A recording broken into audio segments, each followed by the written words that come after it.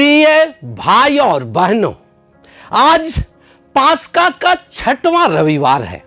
आज की पूजन विधि हमें ईश्वर को प्रेम करने की पहचान और सच्ची शांति के स्रोत और उसको पाने के तरीके पर चिंतन करने के लिए निमंत्रण देती है। जब कोई किसी को प्रेम करता है तो वह उसकी बताई हुई बातों पर विश्वास करता, उसकी शिक्षा को अपने जीवन में आत्मसात करता और उसके आधार पर चलने का पूरा प्रयास करता है। उसका यह आचरण प्रकट करता है कि वह उसे प्यार करता है। यही बात हमारी आध्यात्मिकता में भी लागू होती है। अगर हम यीशु ख्रीस्त की शिक्षा पर विश्वास करते और खुशी और तत्परता के साथ उसका पालन करते हैं तो हम उसे प्यार करते हैं। यीशु की हर शिक्षा हमें उससे जोड़कर रखती तथा सच्ची और अनंत स्वर्गीय चीजों की प्राप्ति में सहायक होती है।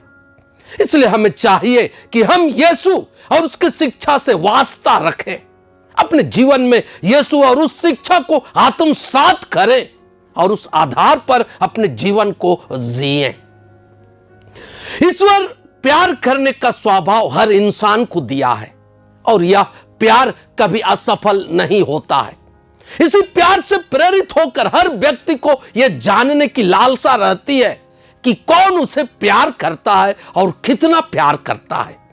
इस दुनिया में कई ऐसी चीजें हैं जिसे उस चीज की मात्रा को मापा जा सकता है, पर प्यार जो हर इंसान के लिए जरूरी है उसको मापने का इस दुनिया में कोई यंत्र या मशीन नहीं है। पर जरूर कुछ ऐसे संकेत या लोगों का व्यवहार होता है जो प्यार करने और उसकी मात्रा को प्रकट करता है। मानव के प्रति ईश्वर का प्रेम यीशु ख्रीस्त के जीवन और पूरे मानव जाति के उद्धार के लिए उस जीवन का बलिदान से पता चलता है। हमारा प्यार ईश्वर के लिए है या नहीं, उसका पता उसकी शिक्षा के पालन से चलता है। आज के पाठ इसी बात को हमें बताते हैं और अपने को आकलन करने के लिए अवसर देते हैं कि क्या हम ईश्वर को प्यार करते हैं? अगर करते हैं तो कितना करते हैं? आज का पहला पाठ प्रेरित चरित्र से पढ़ा गया। इसमें एक मतभेद और बड़ी समस्या की चर्चा है। पुनर्जीवित यीशु के प्रभाव के कारण प्रेरितों के माध्यम से यीशु के अनुयायियों की संख्या दिनों दिन बढ़ती जा रही थी, पर कुछ लोगों का कहना था कि जब तक नबी मूसा की संहिता के अनुसार उनका खतना नहीं होगा उनको मुक्ति नहीं मिल सकती है। कुछ नए ख्रिस्तियों जो खतना करवाना नहीं चाहते थे, उनका मानना था कि मुक्ति पाने के लिए खतना जरूरी नहीं है। इसी को लेकर उनके बीच मतभेद थी। यह गंभीर और संवेदनशील विषय था। इस संबंध में प्रेरितों की एक सभा हुई और इस मामले में चर्चा की गई और पवित्र आत्मा की कृपा और प्रेरणा से वे इस निष्कर्ष पर पहुंचे कि मुक्ति पाने के लिए खतना जरूरी नहीं है। यीशु पर विश्वास करना, पाप और व्यभिचार जैसी बुराइयों से दूर रहना और उसके शिक्षाओं का पालन और ईश्वरीय कृपा मुक्ति पाने के लिए पर्याप्त है। यहां पर हम सबों के लिए एक चिंतन का बिंदु है कि मुक्ति पाने में हमारा बाहरी दिखावा सहायक नहीं होती, पर यीशु ख्रीस्त की शिक्षा का ज्ञान और उसे पालन करने की हमारी आंतरिक भावना, सोच, निष्कपटता और सतत प्रयास महत्वपूर्ण होती है और यही प्रकट करती है कि हम ईश्वर को बहुत प्यार करते हैं। आज का दूसरा पाठ प्रकाशना ग्रंथ से पढ़ा गया, जिसकी पृष्ठभूमि ख्रिस्तियों की धर्म सतावट है। अतः बहुत सारे ख्रिस्तियों के मन में यह डर था कि ख्रिस्तीय कलीसिया पूरी तरह से नष्ट कर दिया जाएगा और वे कहीं के नहीं रहेंगे। इसी परिप्रेक्ष्य में संत योहन को एक दिव्य दर्शन मिला जिससे वे सभी ख्रिस्तियों को साहस दे सके। उन्होंने देखा कि पवित्र यरूशलेम एक नया रूप में ईश्वर की महिमा से विभूषित था और बहुमूल्य रत्नों और सूर्य की तरह चमक रहा था। उस दिव्य दर्शन में यरूशलेम नगर संपूर्ण कलीसिया का प्रतीक था, जो पुनर्जीवित यीशु ख्रीस्त निर्दोष मेमने के प्रभाव से नया हो गया था।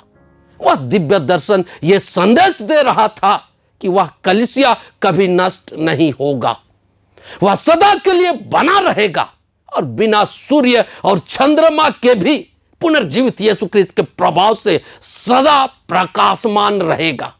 यह दिव्य दर्शन भयभीत धर्म सतावट के शिकार ख्रिस्तियों में एक नई आशा और उम्मीद का संचार किया।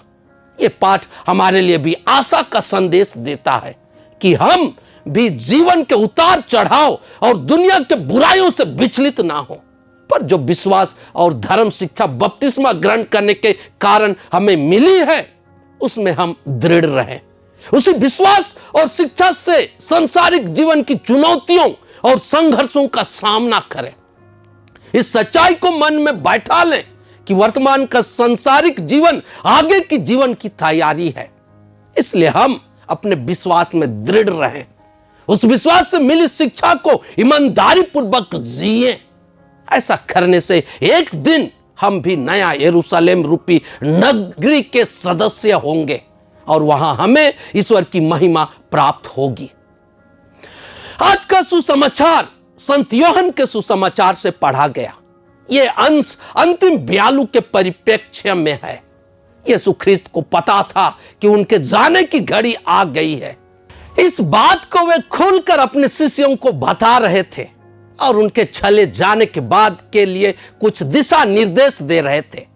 उनके शिष्यों को कुछ समझ में नहीं आ रहा था और वे घबराए हुए थे। इस सुसमाचार के अंश में 3 चीजें स्पष्ट है। पहला, अगर कोई यीशु के रिश्ते में बने रहना चाहता है तो उन्हें उनकी शिक्षाओं के आधार पर चलना होगा और वही उनका प्रमाण होगा कि वे यीशु को और जो उनको इस धरती पर भेजा उनको प्यार करते हैं। क्या हम यीशु को प्यार करना चाहते हैं? अगर हां तो यह आसान है। हमें उनके शिक्षाओं को जानना और उसे जीवन में लागू करना होगा। याद रहे कि यह मुख से नहीं बल्कि अपने आचरण से करना होगा। दूसरा, यीशु अपने जाने के बाद उन्हें अकेला अनाथ नहीं छोड़ेगा। उनके लिए एक सहायक पवित्र आत्मा को उनके बीच भेजेगा जो उनका मार्गदर्शन कराएगा और यीशु की शिक्षाओं को उनको याद दिलाएगा। यह क्या जाहिर करता है?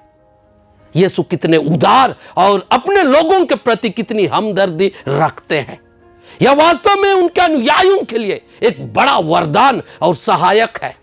पर क्या हम उसके अनुयायी उसकी उपस्थिति और सहायता का एहसास करते हैं? क्या अपने जीवन को संचालित करने के लिए पवित्र आत्मा की जरूरत महसूस करते हैं? तीसरा, यीशु घबराए और चिंतित शिष्यों को शांति का वरदान दिए और उस सच्चाई से उनको अवगत कराए कि उस शांति को दुनिया की कोई भी चीजें नहीं दे सकती है। यहां एक बात स्पष्ट हो ले कि जहां यीशु ख्रीस्त की उपस्थिति है वहां उसकी शांति भी होगी।